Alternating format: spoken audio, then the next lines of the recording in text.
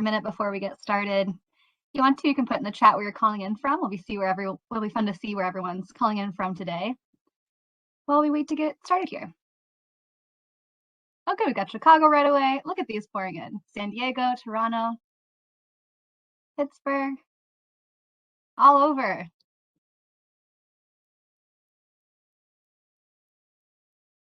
New York. Great, thank you all for joining during your lunch hour, a little bit before, a little bit after. Some case prep today.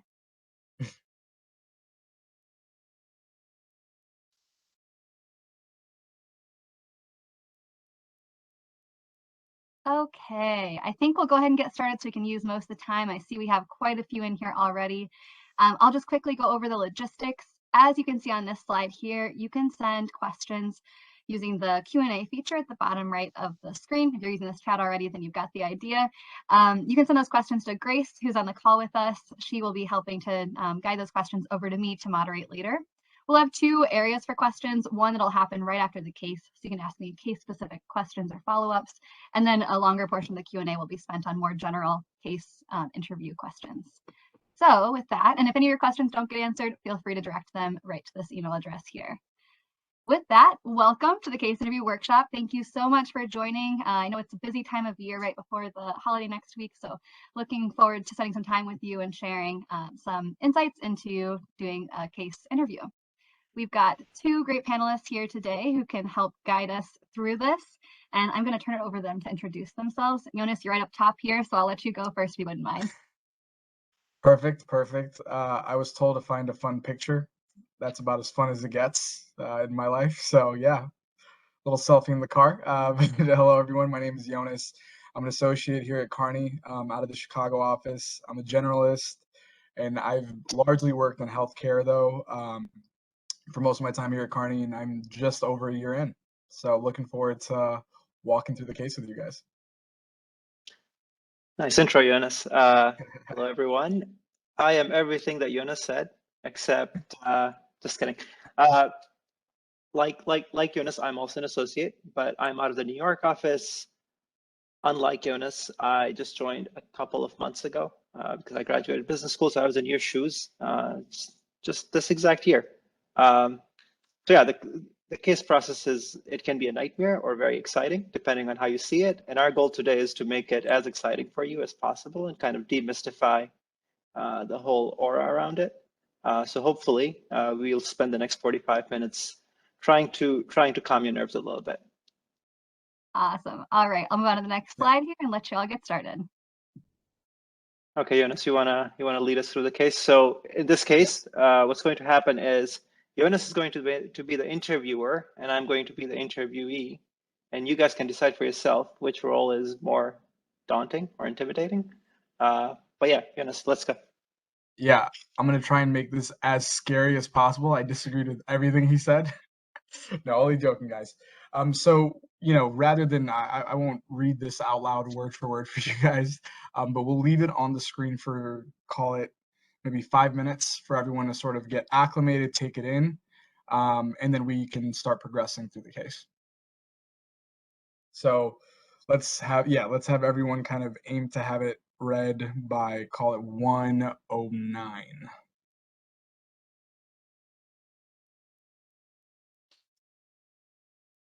And if sooner, don't hesitate to give me a little signal in the chat if it's too much time, right?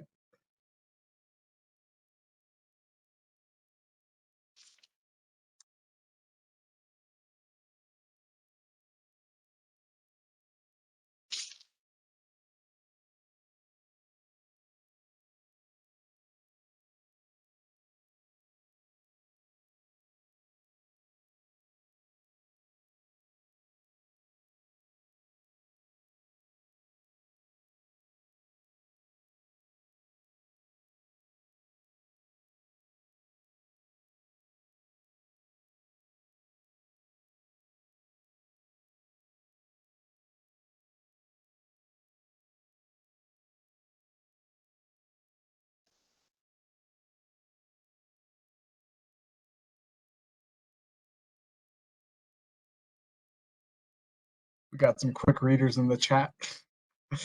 Like the thumbs up.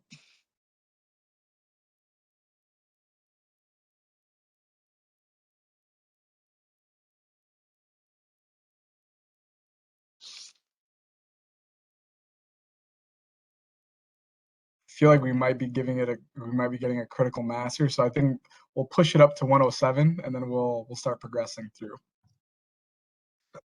And as you all are probably well acquainted with at this point, right?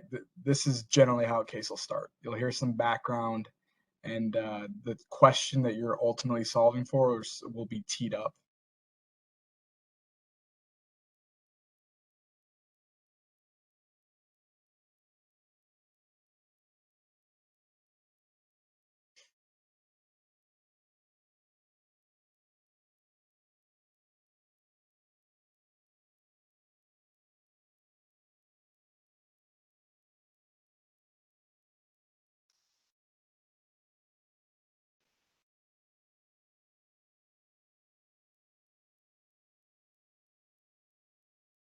So I just saw a comment come through.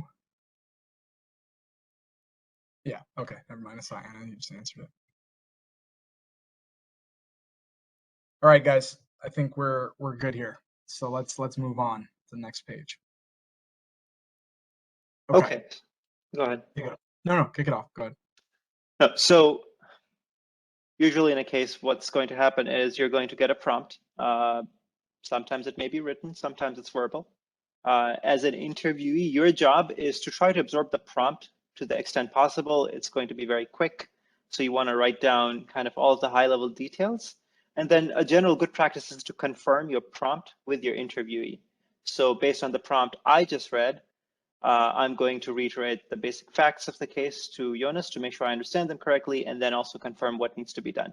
So Jonas, based on what I understood from this case is there has been an E. coli outbreak on a business school campus, and we're working for a local coffee shop that also serves the same area. And they are seeing a decline in their profitability. Is my understanding of the facts correct here? That is correct. Perfect. Okay. And then what you want me to kind of help you with this case is understand what the main drivers of the poor profitability are and what steps our client, local roasters, could take to improve. That is correct as well. Okay, so as soon as you kind of confirm that, then the next thing you want to do is try to at least come up with a few initial hypotheses. Now, again, your hypothesis has to be based on the facts you were just given. Do not try to come up with one from thin air. It has to be based on at least something. And then after the hypothesis, based on how the conversation goes, you kind of dive into a framework. So a good hypothesis here might be something like, okay, Jonas, I think that based on the information you gave me, I think folks are avoiding cafeterias in general because of the E. coli outbreak, right? It's probably not a localized outbreak. It's probably spreading to other parts of town as well. And I think that's probably impacting the revenue side. But also, if that's the case, then whatever our client is probably also now spending far higher on things like, food hygiene and safety and kind of doing a bunch of other things that are also going to raise the cost. So my hypothesis is that our client has lower revenues because of lower volume and higher costs because now they have to take more safety precautions. I'd like to test it through coming up with a framework. Okay, I think that makes sense as a good approach. Why don't you, take a minute or two to sort of come up with an action plan for how you can help me process through this. Okay, so ideally you would take a couple of minutes. Don't try to take more than 3-4 minutes, but take your time to come up with a proper framework that's MECE. So that's where the points are mutually exclusive, but they're comprehensively exhaustive, right? So your points don't overlap with each other, but also make sure that you cover everything. So for this case, a sample framework could be something like, Jonas, the way I'm going to approach this is I'm going to look at both the revenue side and the cost side. On the revenue side, because revenue is essentially price times quantity, what I want to understand is really focus on the quantity side. I want to understand how much, I guess how many food items or other cafeteria items are we selling? What has the customer volume been, and has that declined? And then also maybe look a little bit into prices. Have our prices gone down since the outbreak? Because I would assume sometimes when business is bad, you want to reduce your prices. So just kind of both of those levers will give me a good sense of what the revenue side looks like. Then I'd also like to focus on the cost side a little bit, not so much as the revenue side. I think the revenue side is going to be more important for now. But also, just to be comprehensive, look at the cost side. Try to understand, what the fixed costs are and what the variable costs are, and if there have been any changes. I think the fixed costs probably wouldn't change that much because they're fixed by nature, and these external events shouldn't impact them. But on the variable cost side, I'd be interested in understanding if any of our material costs has changed, because now maybe we're trying to get more hygienic products. Maybe our staff costs has increased because now we're asking our staff to stay longer to clean more.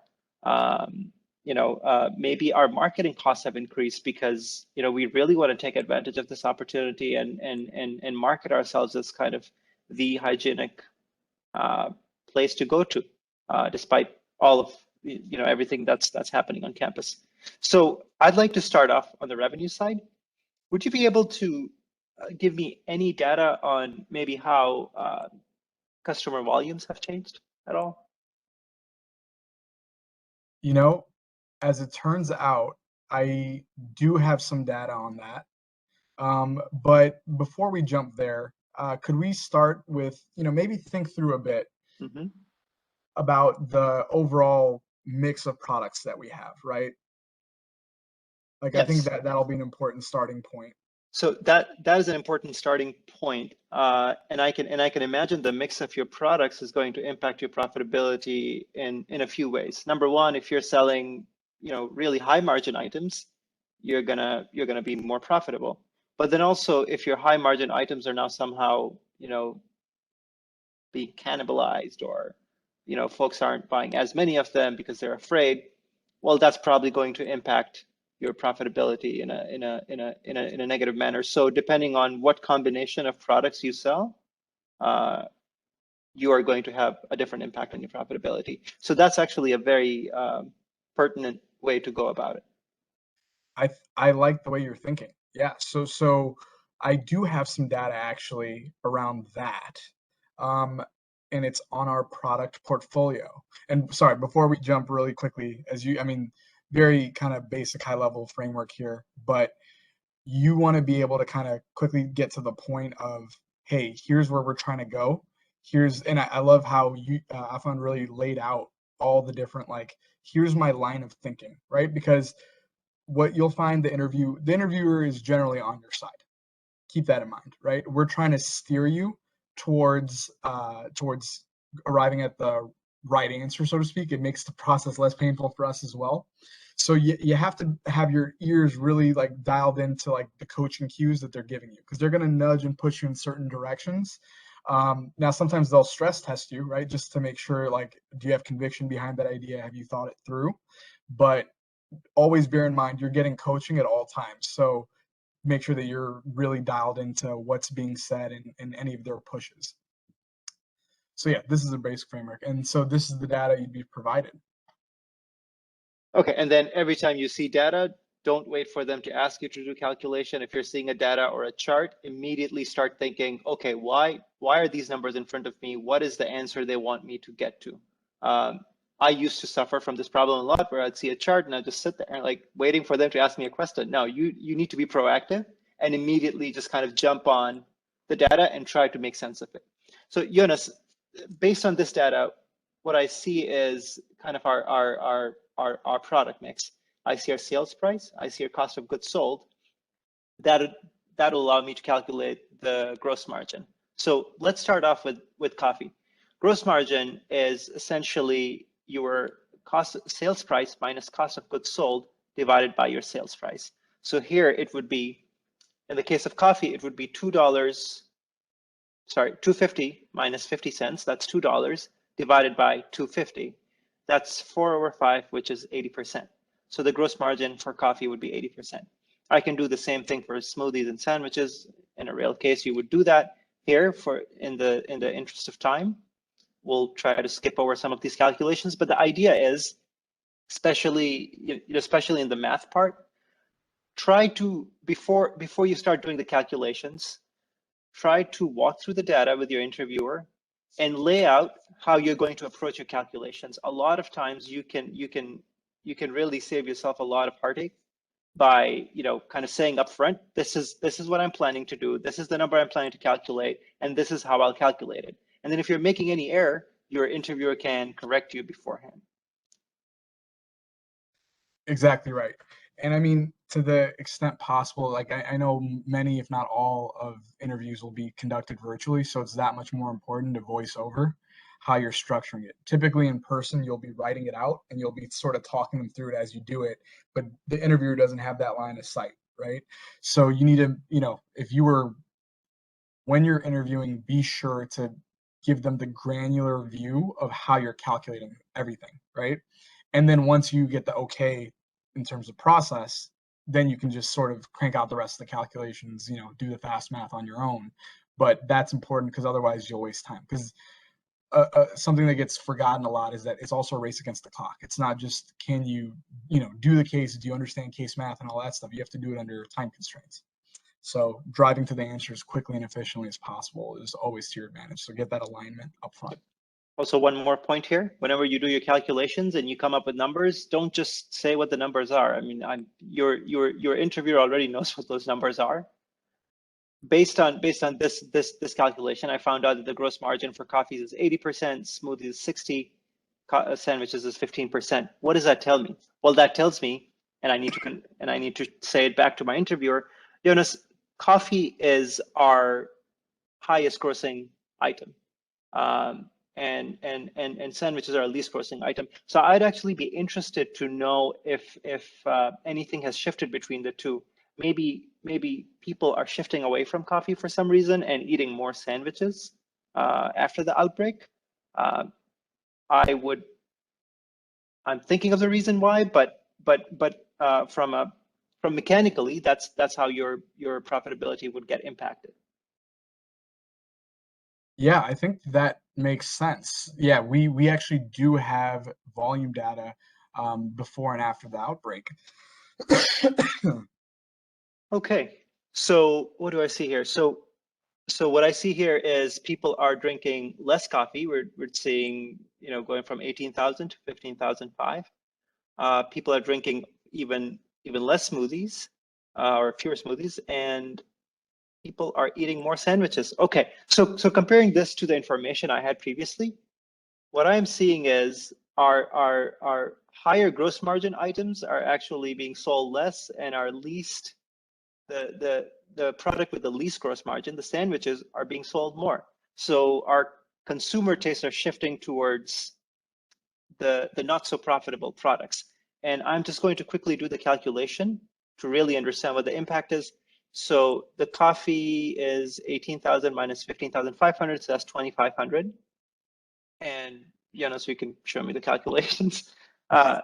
So what does this mean? This, Jonas, in terms of just correlating the last page and this page, what I see is a decline in our two highest gross margin items, and actually an increase in our very low gross margin items. So that actually gives me a very good reason to understand the profitability decline. We are not profitable from a revenue side because we're not selling as many high grossing items. Yeah, that makes sense to me, and I think that's your logic is spot on. But put it all together for me. What type of dollar amounts are we talking here? Yeah, so in terms of the dollar amounts, the way I would approach that calculation is kind of do a comparison of the sales or profits before outbreak and profits after outbreak. So essentially gross margin times sales. So the gross margin for coffee before the outbreak would be 18,000 times 2, that's 36,000. For smoothies, it'd be 19,500, and sandwiches, that's 9,000. So my total gross profit before the E. coli outbreak on campus is around 64. Well, it is 64,500. I'm going to replicate the exact same calculation with the sales number after the outbreak. That'll give me my gross margin after the outbreak. And just comparing those two will tell me what the difference in profitability was. Now, that's not my net profit number. My net profit number will come when I take out the cost side from my gross profit. So assuming we've gotten to the bottom of the revenue side, I'd like to shift gears towards the cost side. I think that makes a lot of sense. Notice how he is constantly driving, right?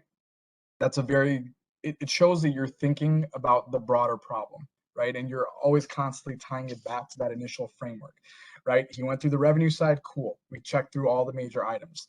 And I was, as the interviewer, I showed receptivity to that approach. So it's like full steam ahead, can proceed on the cost side. Okay, Jonas. So on the cost side, there are two major categories of costs. There are fixed costs and variable costs. And as we discussed earlier, I think that the key change is going to be in the variable costs, but looks like it's we have changes here in the fixed costs. So let's see what the changes here are. So utilities, we're seeing almost a 2x increase in utilities, a 2x increase in marketing. Rent is the same, which makes sense, and labor has also increased by almost 2.5 times. So just doing a quick calculation here, my total fixed cost is, well, if I calculate everything, which I'm not going to do, it's 10,300 before the E. coli outbreak, and it is 22,150 after the E. coli outbreak. So ideally, in a case, you would quickly do the math, kind of walk them through it. Hey, you know, I'm going to add them all and then compare. So Jonas, as you can see, our costs have doubled, actually more than doubled after the outbreak. And that's primarily driven by labor, marketing, and utilities. Labor and marketing makes sense to me. Utilities, I think a little bit more about, I assume that's probably because now we're running maybe more cleaning equipment, maybe, you know, we got ultraviolet lights, you know, maybe new disinfecting devices that are increasing our utility bill. So kind of going back to the numbers we had previously, I want to calculate, so now I'm going to calculate the net profit before and the net profit after, and that's going to give me a sense for what the change in profitability has been. So just kind of doing the numbers, what I see is the net profit before the outbreak would be the gross profit, 64,500, minus the total fixed cost, which is 10,300, and my net profit before would be 54,200. Similarly, I'm going to do a calculation for after the outbreak. So my total gross profit was 59,500. My total fixed costs were 22,150, which gives me a net profit of 37,350. So that is a significant change in net profits. And the reasons behind those, as we discussed, are really kind of the sales volume that is being shifted. Now, I don't know if that's the same customers shifting their tastes or if it's different customers who just prefer our cheaper products. So that's on the revenue side, and the cost side, we're actually incurring a lot more expenses because we're probably trying to stay more sanitary. I think that makes a lot of sense, and that tracks to, you know, my own calculations. So yeah, that makes perfect sense to me. Well, listen, our CEO is coming. He's literally right down the hall. Could you summarize all of this for me really quickly? Yes, will do. So whenever your interviewer asks you to summarize, kind of start thinking about not just reiterating the facts of the case, but also like giving them an understanding of, well, what the facts are, but also what the implications are. So the way I'm going to go about it is I'm going to talk a little bit about the facts of the case. I'm going to talk about the drivers, and then I'm going to talk about potential solutions. So Jonas, our client is a coffee shop that is facing a decline in its profitability. We went through the numbers, and what we discovered was that sandwiches, which are lower margin items, are being eaten or purchased in higher volumes compared to our lower margin, higher margin items. This probably may be due to a cannibalization effect if let's say our existing customers are changing their tastes, and also we have increased fixed costs because of the E. coli outbreak. But then in terms of kind of what our client can do to really change their profitability trajectory is, I can think of a few solutions. So the first one is we need to think about how we lower our costs, right? So maybe we try to source our sandwiches from a cheaper place, keeping the same quality, but try to see if there is any volume discount or any other offer that we can avail. We could also lower some of our fixed costs, like our utility bill, marketing, just really look into how we can rationalize some of those costs. We could also raise prices. Now, if you're going to be the only sanitary cafeteria in town, we better charge a premium for being neat and clean. I mean, no one should, but that's the reality of this world. We could also use this opportunity to kind of do an aggressive promotion of saying, look, everyone is struggling with an E. coli outbreak, but we're not. We are the cleanest, neatest, the most sanitary shop on the planet. Please come eat with us. So that could really increase our sales and improve our profitability. Or we could start kind of thinking about how we bundle items. So maybe,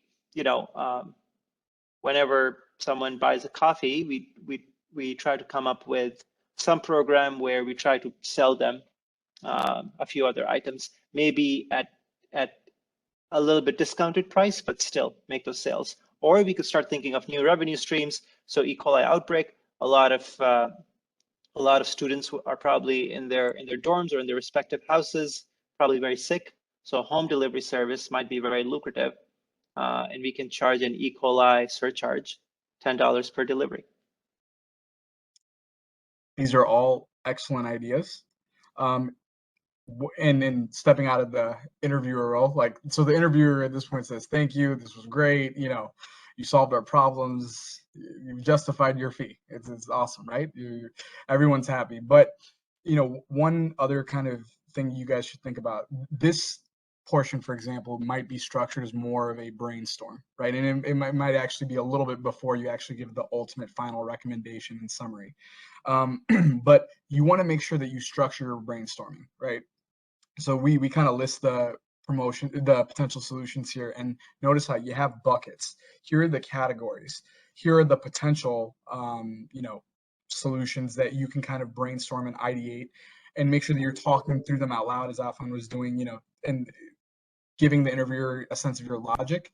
And another thing that I would do to sort of, I guess, almost add in a dimension of you're thinking about it even deeper is add a way of either categorizing like the feasibility, preference, risk profile associated with each of these, right? Almost like a high, medium, low, check mark, check minus, check plus, because then you're also showing like, hey, here's where I think the value is. Here's like back to the whole ethos of like driving the case, driving to solutions, right? Because you're being brought in to answer very wide, broad, sometimes not extremely well-defined questions either, right?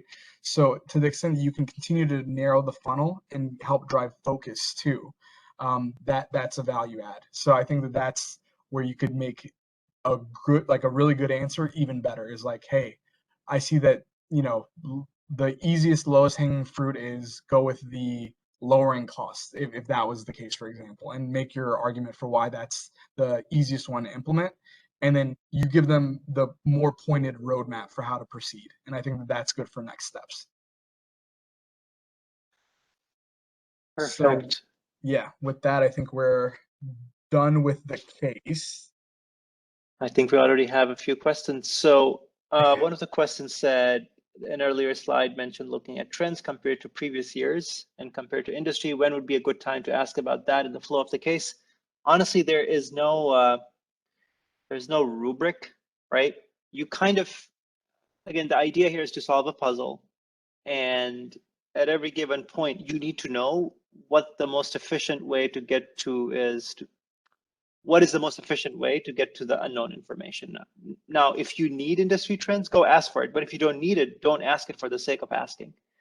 Usually I'd ask for industry trends if I'm doing a revenue comparison. And I want to understand if in this case there was any competitive influence. I never took the case to the competitor side. Maybe I should have. If I did, then maybe I'd ask about revenue trends, us compared to our competitors or us historically. And also, bear in mind, that's where the interviewer sort of has a hand in steering the conversation a bit too. Because as the interviewer, if you didn't mention, industry or competition, that was a big part of it. If they'll usually kind of be like, wait, have you thought about this? Sort of perk up, and you should start weaving in that piece into your framework because it's obviously important. All right, thank you for walking through that. I know we got a lot of questions to Grace as well, so I can share a few that were a little bit more specific to this example in this virtual case here, and then we can move on to more general case interviewing also. It looks like I saw one about in the virtual setting, should the interviewee typically write down all the data on the slide in case they need to come back to it later, or will the interviewer go back to slides? Jonas?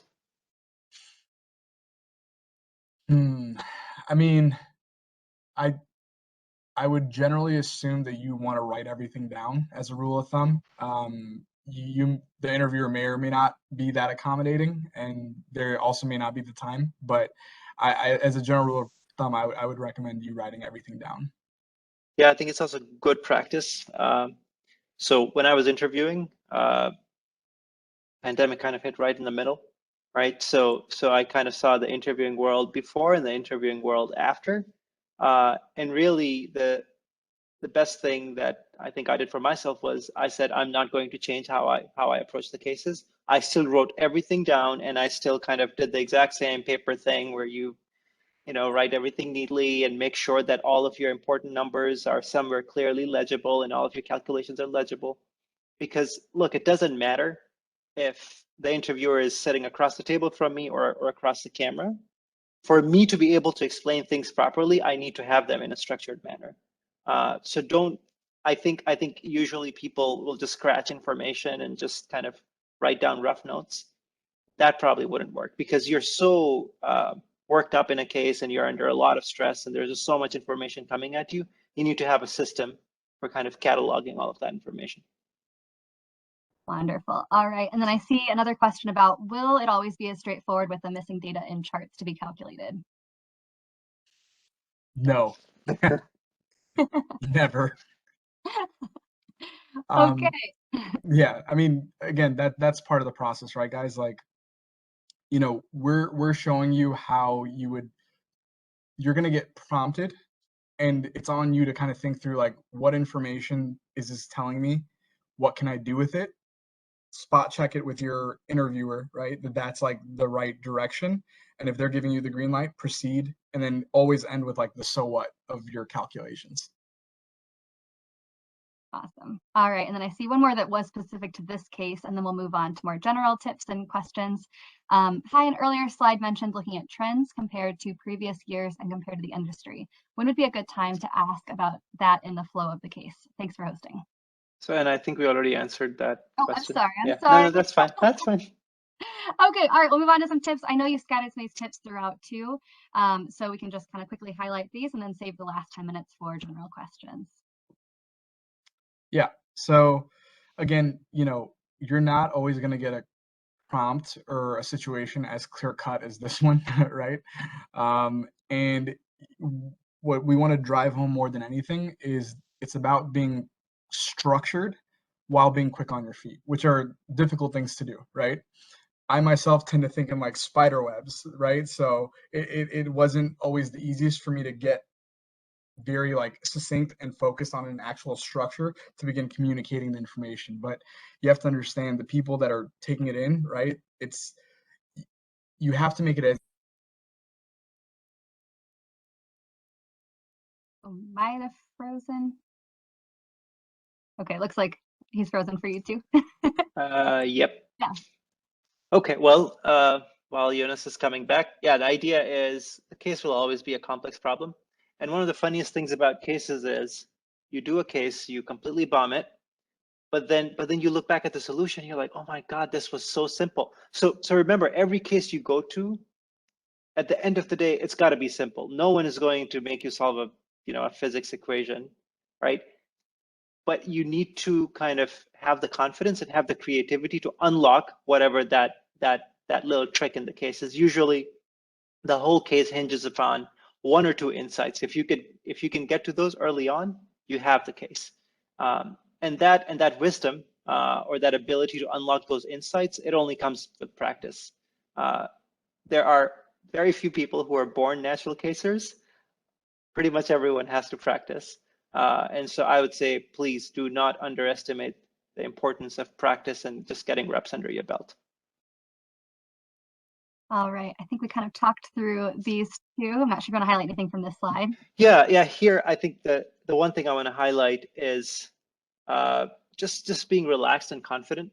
A case interview is extremely nerve-wracking, but what you need to understand is that the interviewer isn't there to try to ding you.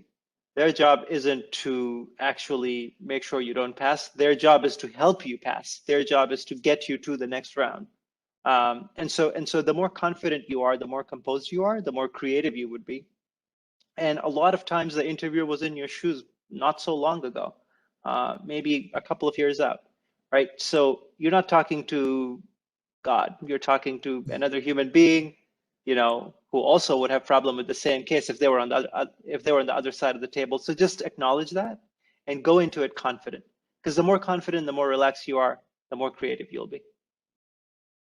Awesome. Great tips for everyone on here. And then the virtual interviews too, very similar to how you'd handle an in-person interview, as they kind of spoke to, even when you're handling how you're going to take the data. Anything you'd like to highlight on this slide?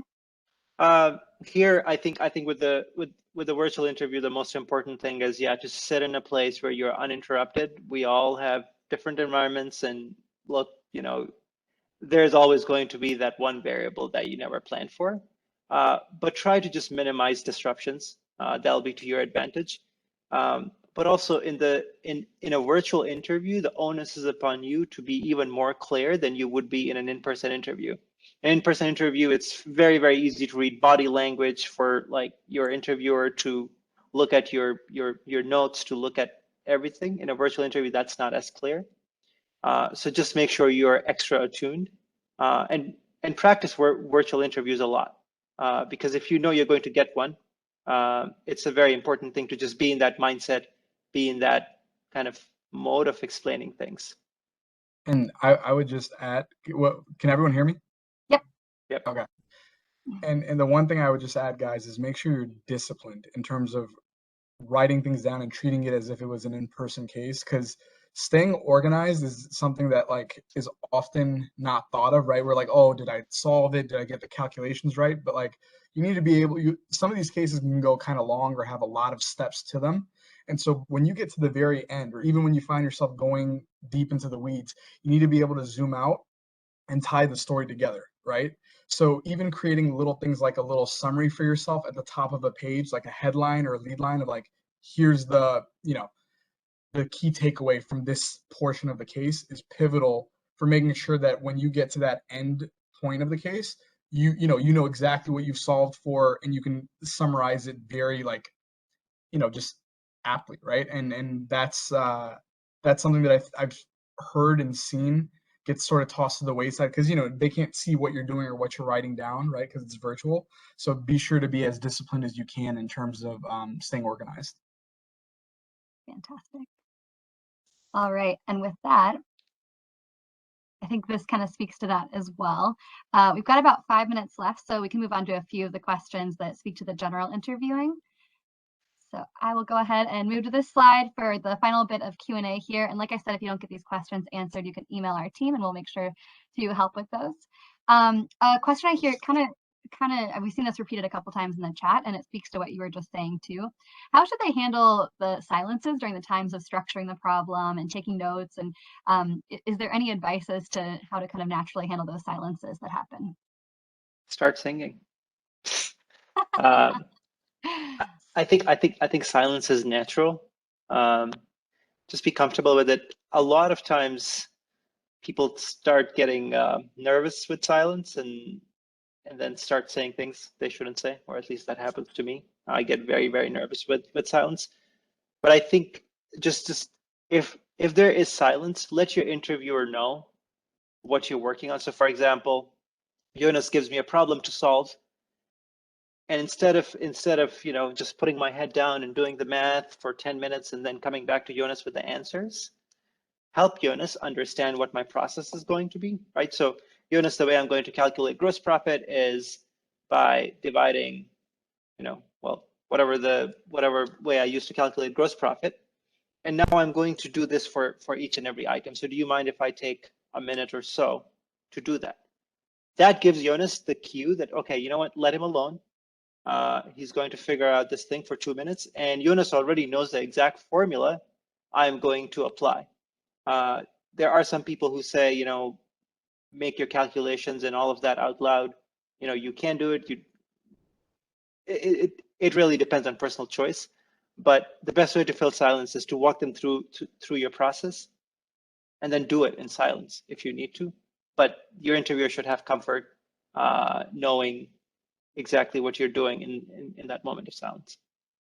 Yeah, I would echo that sentiment, right? Like, you don't. I'll be blunt, right? You also don't want very long periods of silence either, because that's when you can either start spinning your wheels, or your interviewer might be like, "What's going on here?" So never, always direct them and keep them informed of what your plan is and how you're approaching it. Where you have to be careful is don't start speaking before you've actually thought through what you want to do, right? Because then you end up going back on yourself, or learned this from the hard way, right? Personal experience. So what I'd say is take the pause to structure in your mind, right? To think through, like, what are the key 2 or 3 key things I want to ask or communicate to the interviewer, and then start walking them through it. And then check in, like, again, don't be afraid to check in with your interviewer about their preference, right? So if they want you to talk them through how you're doing all of the calcs, talk them through every one. If they just, but definitely get the first one confirmed with them, and then you can tell them, hey, like, I'm going to take a few moments to replicate the process for the next few, right? It's a two-way kind of partnership in solving this thing. And so want to drive home that point, like, your interviewer wants you to succeed, leverage them. Don't ask them for answers, right? But, like, sort of use them as a sounding board to an extent. Awesome advice. I've got 2 questions that came in together that are kind of about the order of thinking through and processing. Should we ask to do the math before jumping into the data? And then should we come up with a hypothesis before building the framework? So I can answer the second question first. Hypothesis, yes, usually a hypothesis is going to come before the framework. So you get the details of the case. Think through, what is your immediate hunch, right? Your hunch is essentially the hypothesis, right? In a real life case, you say, okay, you know what? I think this is where the problem might lie. Say out the hypothesis, develop a framework, and then look down the line. You may realize your hypothesis was wrong, admit it, and move on, right? You don't have to come up with the exact right hypothesis. I don't think anyone really does in real life. Your hypothesis always keeps on evolving. Yeah, so definitely framework first, right? You think of the holistic story, what is the full realm of what can be going on, and then you offer a hypothesis. I mean, just so that you're to kind of show that you're thinking about it and to help drive the case. But no, to Afan's point, no one expects you to get it right. But what's tested for is, like, can you logically, test your hypothesis, and if you realize that it isn't what you thought it was, can you logically circle back and go through the rest of your framework? So both are kind of important. Awesome. All right. And I know we're right at time. I'll end with one more question that is kind of on the same note here, but a little bit different. And then also you can add on if you have any general advice. I know you've given a lot throughout this conversation. This last question I'll ask is, what can be some possible indications that you're being stress tested and how to kind of manage that situation? And then the second question that's attached is how confidently to state your hypothesis, but not sound too married to it. So a couple questions around communication with your interviewer. Jonas, you want to take that one? Okay. So the the second piece was how wedded you want to be to the interview or to your hypothesis, like not making sure not to. Yeah, I mean, I think that's more about like tone and not you. When you're confident, you're just saying, this is what I'd like to explore, right? That's the way to frame it. I would like to explore this because this is what I think and the logic behind that assumption. Don't just say, oh, it's got to be a cost issue, right? Like you're going to get, that won't bode well for you, even if you're actually right. You know what I mean? Because you want to lead with, here's what I'd be interested in exploring and this is why, and let that govern your hypothesis. You don't even have to explicitly call it that. And then the first part of the question, remind me one more time. Was just kind of similar, how to know when you're being stress tested versus when they're actually coaching you. More often than not, you're being coached. like if they say, are you sure? Like when it comes to like a number, or if they say what else, oftentimes you're being coached. If I had a gun in my head, I had to make a choice between the two, assume that it's coaching. Now, I do know some interviewers like might test your conviction behind something, but it'll rarely be about like for example, like a calculation, right? They won't be like, are you sure about that number, just to see if like you're sure about your addition and subtraction. Like they're letting you know something's looking off, right? So yeah, I think a lot of times towards the end, after your recommendation, if you get a series of like rapid fire questions, that's essentially them kind of taking the extra time to really, stress test you a little bit. It's hard to exactly pinpoint, but you know when you're being stress tested. Yeah, it'll tend to happen during brainstorms, and it'll tend to be the partners who do it. Just saying. Awesome. This was great advice. And like you said, the interviewers are on your side. They want you to succeed. So oftentimes it is that coaching side of things. Some really great language to use and ways to explore the case. Thank you both so much for serving as the interviewer and the interviewee. Great job. I feel like you might have gotten a job offer out of that. Fun. You did. All right. Thank you so much, everyone. Thanks, Great everyone. to put the email address back in the chat too. If your questions didn't get answered, feel free to email those to us. Thank you again, and hope you have a great rest of your afternoon and a great weekend. Bye-bye.